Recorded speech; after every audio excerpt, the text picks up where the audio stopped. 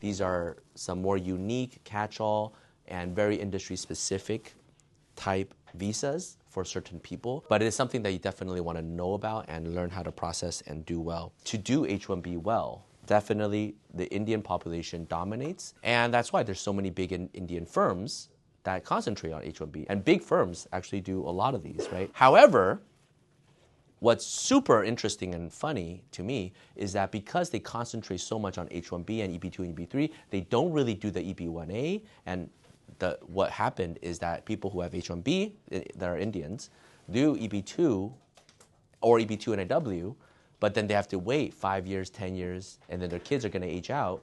But then those firms don't really know how to do EB-1A, and so a lot of the Indian clients who have to do EB-2 and IW upgrade to EB-1A ends up finding us, and we do that, right? And so just because you have a good niche of doing H-1Bs and doing EB-2s doesn't mean you shouldn't learn other categories as well. So that's H-1B. But traditionally, H-1B is not self-sponsored. You need a company, pull the lottery, and then you get it. But now that has changed with the self-petition. Now individuals can do it. You create a company, you sponsor yourself, you spend 18 months, you build up the company, and then the company can sustain itself and you can do your specialty role, right? That's the idea of the H-1B self-petition. You still have to be the specialty occupation, just like everybody else, right? What did you study? Why does what you study enable you to do what you do? And that's a specialty occupation, right? It can't just be a random study. It can't just be a bachelor's degree. It has to be what you're studying and how you're doing it, right? O-1A is if you're extraordinary in business, in science, in research. O-1B is you are talented in arts. And a lot of things could be related to art. A YouTuber, is that business or is content creation or is that art, right?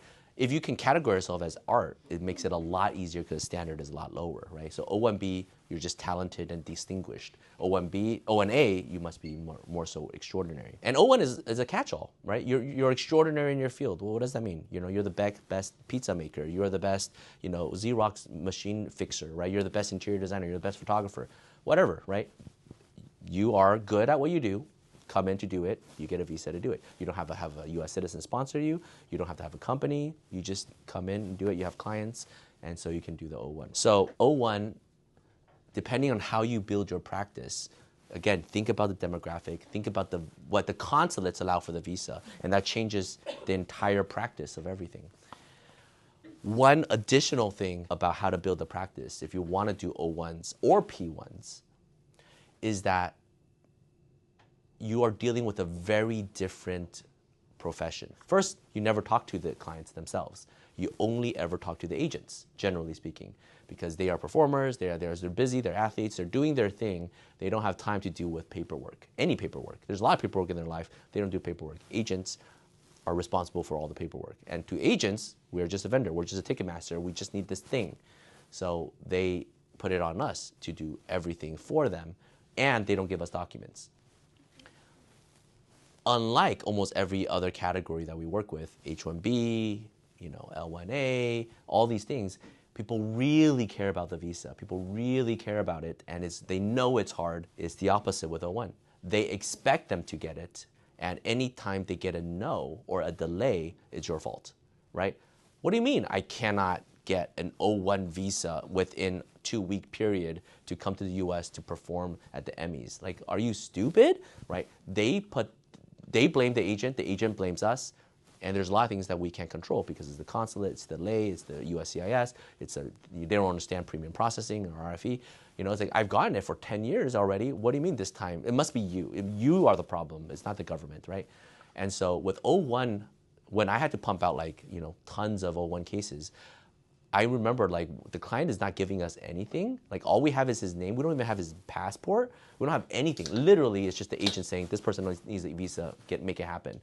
And you have to fill out the form on their behalf. You have to go online, IMDb, print out every single performance that they've ever done. You have to manufacture the case for them, make the argument, fill it out. And right before you file, you have to drive to the agent's office, get the passport, photocopy it, and then file it. Literally, the agent puts everything on you. And then you win it, it's expected. If you lose, entirely your fault and you get fired. Is that the kind of lifestyle that you don't want to do? So O-1 is a very interesting area of practice. You're dealing with a certain type of clients. You're dealing with the consulates that's changing their visa rules. You're dealing with a particular profession and a particular lifestyle. And you have to be conscientious of what you're choosing and what you're doing and how you're building that practice. Now, O-1 and P-1 is not just limited to like performers, right? P-1 is for like athletes, and there's a lot of other categories that's within the P-1 world. O-1 is definitely much broader, right? It's for extraordinary researchers, businessmen, startups, and then O-1B is for like art, and then P is for like, athletes. One other nuance to O-1P is that there's a mandatory consultation letter that you have to get. So instead of just filling out a form, writing a brief, submitting it, there's agencies in the US, like the different guilds, different unions, that know who's the best of the best. So you have to write to them and say, hey, our client wants to come in for this performance. Can I get a recommendation? They'll review it. Oh yeah, they are on the list. They did win this award. Okay, yes, they are one of the best. Then we take that letter and we submit it to USCIS. So in working on O-1P cases, you have to deal with these unions to get letters. You have to deal with agents to collect documents. And then you have to deal with USCIS. You have to deal with the consulate. And now you have to deal with the customs. And then to ensure that they have the visa so that they can enter to do their thing. And then once they leave, you have to track them down. Oh, by the way, your next performance is a year from now. You really should apply 3 months from now to do it again. And then you chase them and chase them and chase them. And then they finally get back to you. Oh, go, yes, it's urgent now. Can we do it? And then you expedite, prepare it, file it within a day, try to get it. So there's a lot of like hand-holding, a lot of chasing, but you are in that world, right?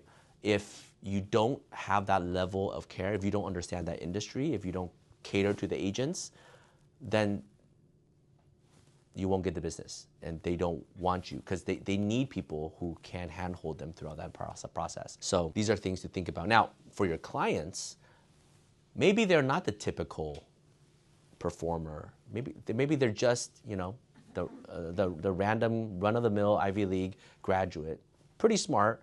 They're willing to, no company is willing to petition for them. They don't want to work for any company. So they have enough money. Well, you could think, okay, well, you could do the H-1B self-petition route, or maybe you could do the O-1, right? Or for a lot of our L-1 clients who are pretty extraordinary, that's why they made all the money, and that's why they were the CEOs of their home country. But when they come to the US, they don't need like 15 employees. So we take the L1 executives and then we change it to the O1. Instead of proving that the company is big, well, I just proved that you're amazing. And then we got the O1. O1 self-petition, you start your own company, you do your thing, you're amazing. And then a lot of our business clients actually qualify for it, and it's actually better than a lot of people. So when you're talking to clients, know that there's different options that's available. I just wanted to share, if you want to build a practice, what does it actually look like to be an H-1B heavy firm, to be a O1 heavy firm, to be a P-1 heavy firm? What kind of lifestyle do you need to lead? Because everything relates to each other, right? If you're not willing to do the H-1B mill and to do the perm mill and to talk to the HR representatives and to gather a lot of things and to respond at a moment's notice, then the company will fire you as a corporate counsel, right? And so if you want to really secure the company, like, you have to cater to the HR. If you want to be to the O&P, you have to cater to the agent. What do you value? How do you want to live your life? What kind of work do you want to do? Choose, but learn all the different categories.